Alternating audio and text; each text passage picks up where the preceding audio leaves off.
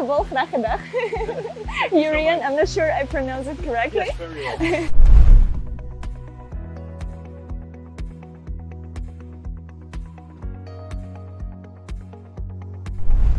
So welcome to Tajikistan.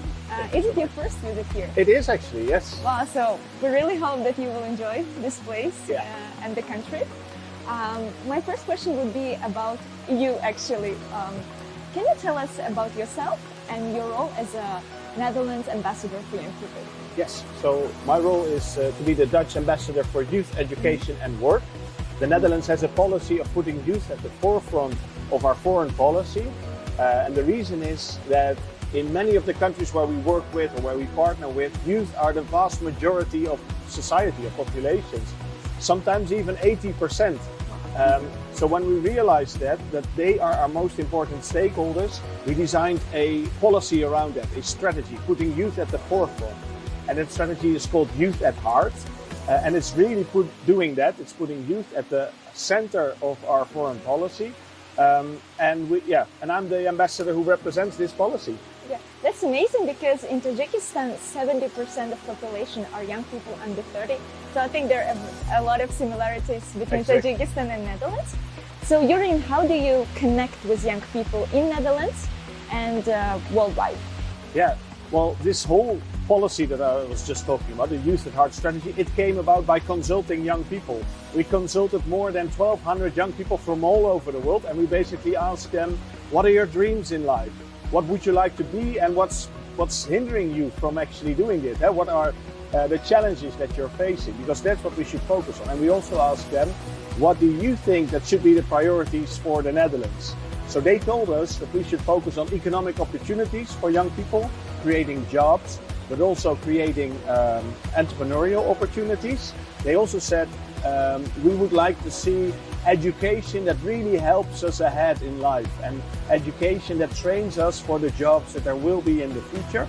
So that's the second pillar that we're focusing on, education that's competence-based with a link to the labor market. So the education that young people actually want. And thirdly, they told us we would like to have a say in everything that's being decided about us and about our future.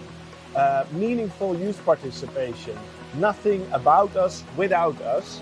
And that's also why I'm here, because the theme of water is so important, in particular for young persons, but they would like to have a say in this as well. They have creative solutions and they are the most affected by all of the challenges that the world is currently facing when it comes to water.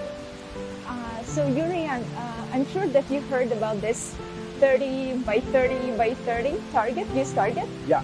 Have you ever seen this principle in action?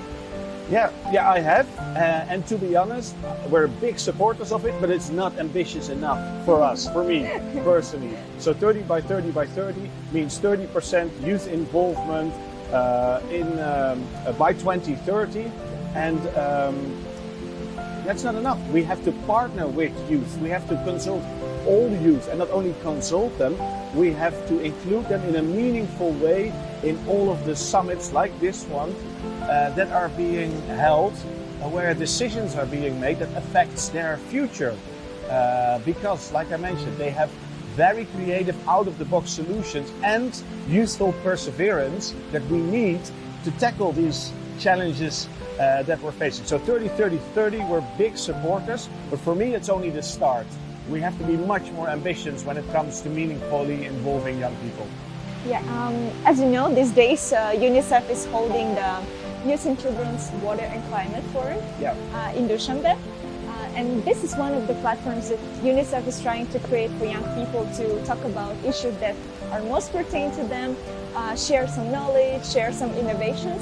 What other platforms can young people also use to advocate for water and climate and also be included in the water and climate agenda? Yeah, well, I was personally very inspired when I joined COP28 in the United Emirates last year, and they had for the first time a full youth day over there. So together with Dutch youth representatives, but also some of the representatives from other countries in the world that we support, I was there. And they really gave a meaningful input to the discussions and the negotiations that were ongoing over there. And there are many of these summits. I would like to highlight the Summit of the Future that's coming up this September, where we will be discussing the future, what's up for next generations, and water will be one of the most important topics to be discussed there. But what I'm also here to promote is we shouldn't only look at the UN or at the international summits. Every organization has its own objective to meaningfully involve young persons within their decision making or within their policy cycles. We do that at the ministry, for example. We have an international youth advisory committee that has been selected from young persons from all over the world that's actively advising us, both solicited as well as unsolicited, on the policies that we have.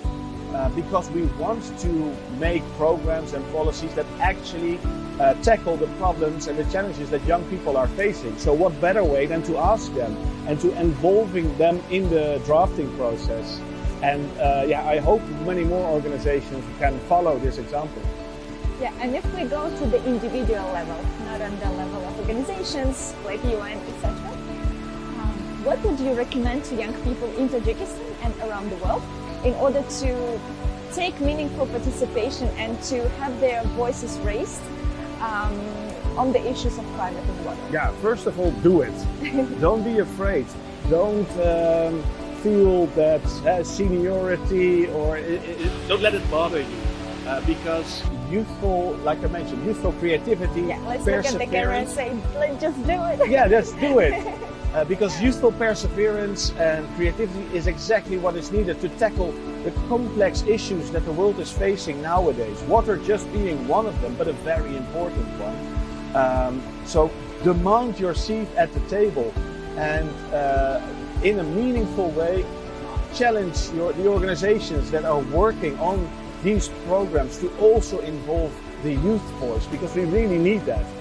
And in the last part, I would like to teach you one phrase in Tajik, which is about water. It means water is life. Water is life. So op mambai hayot. Op mambai hayot. Yay! Op mambai hayot. So yeah, thank you so much and bye. Yay! Awesome! You were so prepared. Thank you so much. Very good.